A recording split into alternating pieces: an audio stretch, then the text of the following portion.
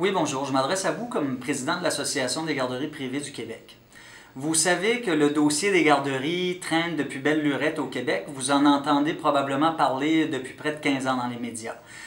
Depuis la mise en place, en réalité, des places à 5 $ par jour à l'époque sous le règne du Parti québécois, quand on a instauré les places en 97 à 5 $ par jour.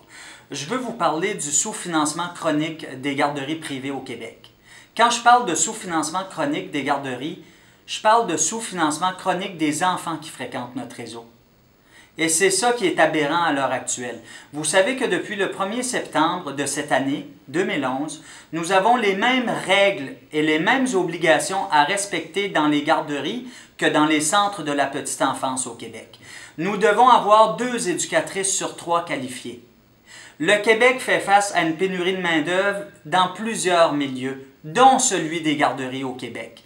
Il y a une pénurie importante d'éducatrices avec le diplôme d'études collégiales en éducation à l'enfance.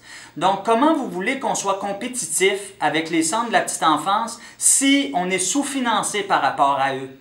La réalité, c'est qu'au Québec, les éducatrices à l'heure actuelle ne sont pas négociables lorsqu'elles ont un DEC.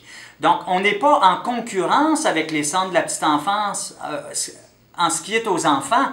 Il manque de place au Québec. Les familles n'ont pas assez de place subventionnée à 7 $ par jour. On est en concurrence directe au niveau de l'embauche et de la rétention du personnel éducateur. Et il faut que ça cesse. Une éducatrice qui travaille dans une garderie n'est pas une citoyenne de 2e classe. Elle ne mérite pas un traitement différent de celle qui est en CPE. Ça fait des années que le gouvernement du Québec parle d'équité entre les hommes et les femmes, alors qu'il n'y a même pas d'équité entre des travailleuses du même réseau. Il faut que ça cesse, il faut qu'on se mobilise, il faut qu'on marche ensemble et qu'on se fasse entendre le 15 octobre devant le bureau du premier ministre. Et si on fait cette marche-là, c'est pour mobiliser tous les acteurs de notre réseau. Nos enfants non plus ne sont pas des citoyens de 2e classe.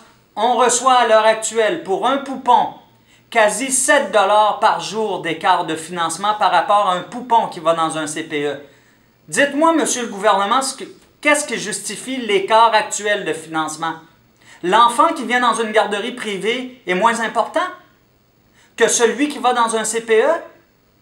Non, c'est inadmissible. L'enfant de 18 mois à 5 ans reçoit 3,35 $ par jour de moins en subvention directe du ministère de la Famille que celui qui fréquente un centre de la petite enfance.